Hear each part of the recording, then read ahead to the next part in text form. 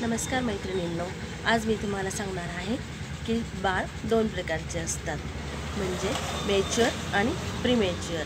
Mature म्हणजे त्याने आईच्या पोटात 9 महिने 9 दिवस पूर्ण दिवस भरलेले त्या बाळाला मॅच्युअर बाळ म्हणतात। आणि प्रीमॅच्युअर म्हणजे 7व्या महिन्यात 8व्या महिन्यात जेव्हा बाळ जन्माला येते त्याला प्रीमॅच्युअर म्हणतात।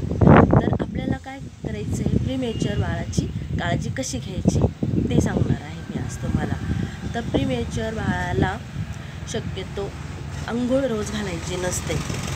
त्याला कमीत कमी 8 दिवसानंतर बाळ जन्माला आल्यावर 8 दिवसानंतर त्याला अंघोळ घालायची असते। तेही 1 दिवस आड 2 दिवस आड घालायची असते। त्याला स्पंज बाथ म्हणजेच त्याला रुमालाने ओल्या रुमालाने पुसून घेतलं तरी चालतं। आणि त्याला आहे ना भूक खूप लवकर लागते। एकदम छोटंसं पोट म्हणजे जागा असते त्याच्या पोटात, तर एकदम एक एक तासात बाळाला दूध पाजायचं असतं।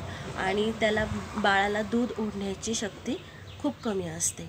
तर सुरुवातीला काय करायचं, त्याला वाटी चमच्यानेच दूध पाजायचं, बॉटलने अजिबात पाजायचं नाही। कारण की बॉटलने दूध पाजलं की त्या बॉटलची खूप केअर घ्यावी लागते, म्हणजे स्वच्छता ठेवावी लागते, नाही तर बाळाला जंतुसंसर्ग लवकर होतो, कारण की त्याच्यात इम्युनिटी खूप कमी असते।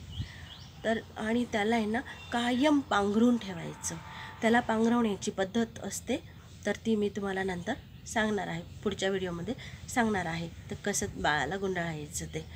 आणि जेवढं बाळ उबदार ठेवलं, जेवढं त्याला 1 तासात दूध पाजलं, त्याला रोज आंघोळ नाही करायची, त्याला मसाज पण नाही करायची। त्या बाळाला 1 महिन्यानंतर मसाज करायची।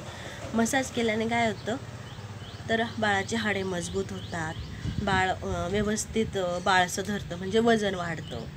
तर ते बाळ 1 महिन्याचे झाल्यानंतर करायचं, कारण की त्या बाळाचं वजन आधीच खूप कमी असतं। त्याच्यामुळे अशा पद्धतीने तुम्ही त्या प्रीमॅच्युअर बाळाची काळजी घ्या।